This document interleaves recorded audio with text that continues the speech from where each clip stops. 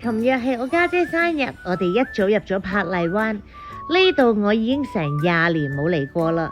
以前啱啱喺澳洲返嚟香港就住喺呢度，真係好多回憶。今次一齊去郊遊嘅我、家姐、姐夫、細佬，仲有我哋2個小寶貝 BB 同 Dobby， 都係佢哋第一次坐船，佢哋超級好奇同埋興奮。去到之後，我哋揾咗間土耳其餐廳食 lunch， 每一道菜都超級好食，簡直係滿分啊！但係食完嘢之後，天氣真係超級熱，我哋要行成20分鐘先返去碼頭嗰度。Dobby 熱到黐咗喺地下唔肯喐，最後唯有抱起佢行啦。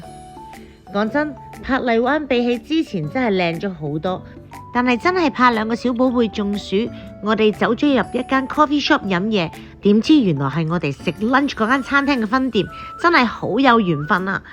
搭船返中環嘅時候，Dobby 已經攰到一上船即刻瞓着咗啦。夜晚黑我哋各自返屋企換衫，再去 Peninsula 食生日飯。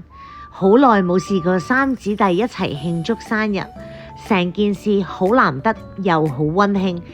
食完仲唔夠喉，我哋再上埋 Felix 飲杯嘢，完美結束我哋一家人嘅生日1日遊。下條片再見，拜拜。